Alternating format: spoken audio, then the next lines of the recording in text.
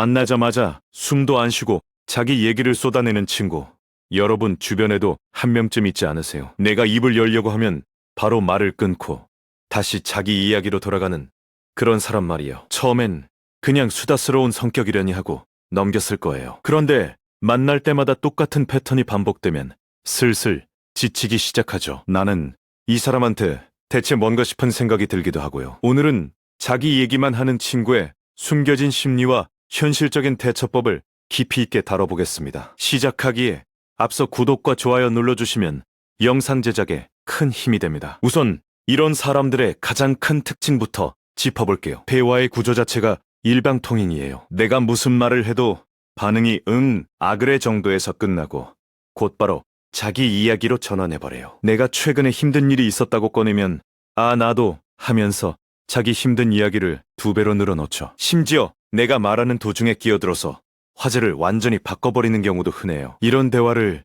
1시간, 2시간 하고 나면 나는 한마디도 제대로 못한 채 기운만 빠져 있어요. 마치 방청객 역할을 하고 온 것 같은 기분이 드는 거죠. 그렇다면 왜 이런 행동을 하는 걸까요? 첫 번째 심리는 자기 확인 욕구, 다른 말로 자기 검증 욕구라고 해요. 이 사람들은 자기 이야기를 누군가에게 들려주고 그 반응을 통해서 자신의 존재를 확인받고 싶어 하는 거예요. 내가 이런 일을 겪었어 라고 말했을 때 상대가 놀라거나 공감해주면 그게 곧 자기 삶에 대한 인정이 되는 셈이죠. 자존감이 불안정한 사람일수록 이런 확인 작업을 끊임없이 반복하는 경향이 있어요. 혼자서는 자기 가치를 확신하지 못하기 때문에 타인의 반응이라는 거울이 항상 필요한 거예요. 그래서 만날 때마다 새로운 에피소드를 가져와서 쏟아내고 내 반응을 살피는 패턴이 만들어지는 거죠. 두 번째 심리는 상대를 대화 상대가 아니라 들어주는 도구로 인식하는 경우예요. 이게 좀 충격적으로 들릴 수 있지만 실제로 상담 현장에서 자주 나오는 분석이에요. 이런 사람들은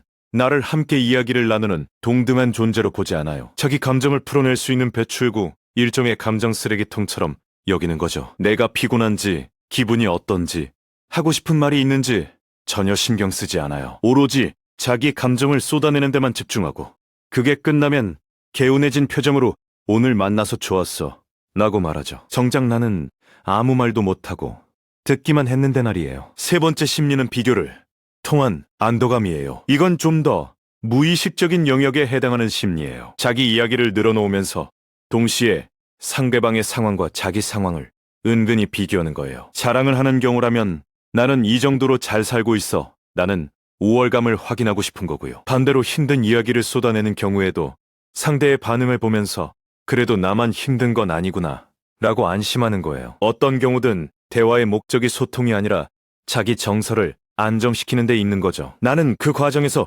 도구로 쓰이고 있는 셈이에요. 네 번째 심리는 공감 능력의 부족이에요. 이건 의도적으로 나쁜 마음을 먹은 게 아니라 진짜로 상대방의 감정을 읽는 능력이 떨어지는 경우예요. 내가 지루해하는 표정을 짓고 있어도 이 사람은 그걸 알아채지 못해요. 내가 말을 꺼내려고 숨을 들이쉬는 타이밍도 캐치하지 못하고 계속 자기 말을 이어가죠. 이런 사람들은 어릴 때부터 자기 감정을 표현하는 훈련만 받고 남의 감정을 읽는 훈련은 받지 못한 경우가 많아요. 가정 환경에서 부모가 아이의 말만 받아주고 경청의 모델을 보여주지 않았을 때 이런 패턴이 형성되기 쉬워요. 그래서 본인은 전혀 문제의식이 없이 똑같은 행동을 반복하는 거예요. 5번째 심리는 불안감에서 오는 과잉 표현이에요. 침묵이 두려운 사람들이 있어요. 대화에 빈 공간이 생기면 불안해지고 그 빈 공간을 자기 말로 채워야 안심이 되는 거죠. 이런 사람들은 상대가 말을 안 하면 나한테 관심이 없나, 분위기가 어색한가 라고 해석해버려요. 그래서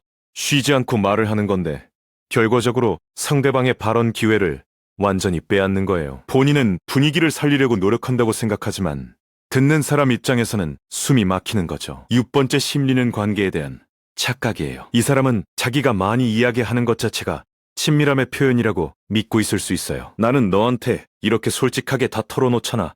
우리 진짜 친한 거지라는 논리예요. 하지만 진짜 친밀한 관계는 서로의 이야기를 주고받는 쌍방향 소통이에요. 한쪽만 쏟아내고 한쪽만 듣는 건 친밀함이 아니라 일방적인 의존이죠. 이 차이를 모르는 사람은 자기가 관계를 잘 유지하고 있다고 착각하면서 같은 패턴을 반복해요. 자, 그러면 이제 현실적인 문제로 넘어가 볼게요. 이런 친구를 만나고 나면 우리 몸과 마음에 어떤 일이 벌어질까요? 가장 먼저 오는 건 감정적 소진이에요. 한두 시간 동안 일방적으로 듣기만 하면 에너지가 완전히 바닥나요. 집에 돌아와서 아무것도 하기 싫고 멍하니 천장만 바라보게 되죠. 이게 한두 번이면 괜찮은데 반복되면 만남 자체가 스트레스 요인이 돼요. 또 만나야 하나 하는 생각만으로도 가슴이 답답해지기 시작하죠. 그 다음에 오는 건 자존감 하락이에요. 내 이야기는 한 번도 제대로 들어주지 않는 관계가 계속되면 무의식적으로 이런 생각이 들어요. 내 이야기는 들을 가치가 없나 봐. 나는 이 관계에서 중요하지 않은 사람인가 봐 라는 생각이요. 이건 의식적으로 그렇게 판단하는 게 아니라 반복된 경험이 만들어낸 자동적인 사고 패턴이에요. 특히 어릴 때부터 알던 친구라면 이 영향이 더 깊어요. 오래된 관계라는 이유로 참고 또 참다 보면 어느 순간 나 자신이 점점 작아지는 걸 느끼게 돼요. 더 심각한 경우에는 신체 증상으로까지 이어져요. 소화가 안 되거나 두통이 오거나 잠이 잘 안 오는 증상이 나타날 수 있어요. 이걸 심리학에서는 음성 분노라고 불러요. 화가 나야 할 상황에서 화를 표현하지 못하고 꾹꾹 눌러 담으면 그 감정이 몸으로 나오는 거예요. 병원에 가서 검사를 해도 이상이 없다고 나오는데 몸은 계속 아프죠. 그 원인이 바로 해소되지 못한 관계, 스트레스인 거예요. 그러면 이제 가장 중요한 부분, 어떻게 대처해야 하는지 이야기해 볼게요. 첫 번째 방법은 대화 중에 끼어드는 연습을 하는 거예요. 상대가 말을 끊고 자기 이야기를 시작하면 잠깐, 내 얘기 먼저 마무리할게 라고 부드럽게 말하는 거죠. 처음에는 엄청 어색하고 미안한 마음이 들 수 있어요. 하지만 이건 무례한 게 아니라 건강한 대화를 위한 최소한의 자기 표현이에요. 한번 해보면 의외로 상대가 아, 미안, 말해 라고 받아주는 경우가 많아요. 그리고 이 한마디가 관계의 균형을 바꾸는 시작점이 될 수 있어요. 두 번째 방법은 만남의 시간을 제한하는 거예요. 오늘 1시간밖에 시간이 없어 라고 미리 말해두는 거죠. 시간 제한이 있으면 상대도 무의식적으로 대화를 조절하게 돼요. 그리고 나도 1시간만 버티면 된다는 심리적 안전장치가 생기니까 훨씬 편해져요. 무제한으로 열린 만남은 일방적인 대화를 더 길게 만드는 구조적 원인이 되거든요. 세 번째 방법은 솔직하게 감정을 전달하는 거예요. 나도 하고 싶은 이야기가 있었는데 오늘도 내 얘기를 못한 것 같아서 좀 아쉬워 라고 말하는 거죠. 이때 중요한 건 상대를 비난하는 투가 아니라 내 감정을 중심으로 이야기하는 거예요. 너는 왜 맨날 네 얘기만 해? 라고 하면 상대는 방어적으로 변해요. 하지만 나는 오늘 좀 아쉬웠어 라고 하면 상대가 자기 행동을 돌아볼 여지가 생기죠. 이걸 심리학에서는 I 메시지, 나 전달법이라고 불러요. 네 번째 방법은 관계의 가치를 냉정하게 평가해보는 거예요. 모든 관계에는 내가 주는 것과 받는 것이 있어요. 이 관계에서 내가 주는 건 시간, 에너지, 공감, 경청이에요. 그런데 내가 받는 건 뭔가요? 피로감, 자존감 하락, 답답한 분이라면 이건 균형이 무너진 관계예요. 꼭 반반이 아니어도 괜찮지만 최소한 7대3 정도는 돼야 건강한 관계라고 할 수 있어요. 내가 9대1로 주기만 하고 있다면 이건 우정이 아니라 봉사에 가까운 거예요. 5번째 방법은 만남의 빈도를 줄이는 거예요. 매주 만나던 걸 한 달에 한 번으로 줄이는 것만으로도 심리적 부담이 크게 줄어요. 거리를 두는 게 곧 관계를 끊는 건 아니에요. 오히려 적절한 거리가 관계를 더 오래 유지하게 해주는 경우가 많아요. 매번 만나서 지치는 것보다 가끔 만나서 적당히 듣고 오는 게 나한테도 상대한테도 나은 선택이에요. 6번째 방법은 그룹 모임으로 전환하는 거예요. 1대1로 만나면 내가 유일한 청중이 되지만 여러 명이 함께 만나면 대화가 분산돼요. 다른 사람들이 끼어들기도 하고 화제가 자연스럽게 바뀌기도 하죠. 이렇게 하면 나 혼자 감당해야 하는 부담이 확 줄어들어요. 상대에게도 다 같이 만나자라고 제안하면 자연스럽고 거절의 느낌도 없어요. 그런데 여기서 한 가지 더 생각해봐야 할 게 있어요. 나는 왜 이 관계를 계속 유지하고 있는가?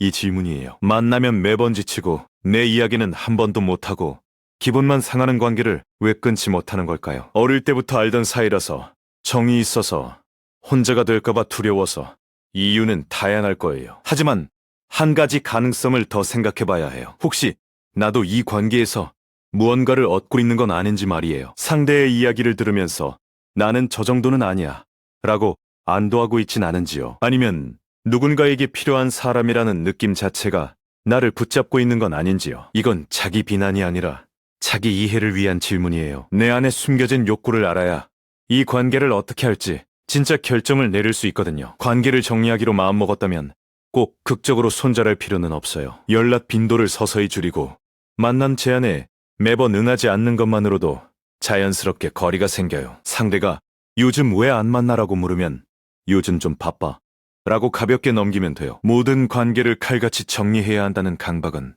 오히려 나를 더 힘들게 만들어요. 천천히 나한테 편한 속도로 거리를 조절하면 되는 거예요. 반대로 이 관계를 유지하고 싶다면 규칙을 만들어야 해요. 오늘은 서로 20분씩 이야기하자처럼 구체적인 약속을 해보는 거예요. 처음에는 어색하겠지만 이런 시도 자체가 관계를 건강하게 바꾸는 신호탄이 돼요. 상대가 이 제안을 받아들인다면 변화의 가능성이 있는 거예요. 하지만 상대가 뭐 그런 걸 가지고 그래라며 무시한다면 그건 나를 존중하지 않는다는 뜻이에요. 그때는 관계의 우선순위를 다시 생각해 봐야 하죠. 마지막으로 한 가지만 더 말씀드릴게요. 건강한 관계의 핵심은 공정함과 쌍방향이에요. 내가 들어주는 만큼 상대도 들어줘야 하고 내가 관심을 주는 만큼 상대도 관심을 줘야 해요. 이게 완벽하게 50대 50이 아니어도 괜찮아요. 하지만 내가 90을 주고 상대가 10만 준다면 그건 관계가 아니라 착취에 가까운 거예요. 내 마음이 불편하다면 그 불편함을 무시하지 마세요. 그 감정이 보내는 신호를 잘 들어야 해요. 이 관계는 나한테 괜찮은가 아닌가? 이 질문에 솔직하게 답해보세요. 노라고 답이 나온다면 그 답을 존중해주세요. 왜 그런지 당장 몰라도 괜찮아요. 내 마음이 아니라고 말했다는 것 자체가 중요한 거니까요. 오늘 영상이 여러분의 관계를 돌아보는데 작은 도움이 되었으면 좋겠습니다.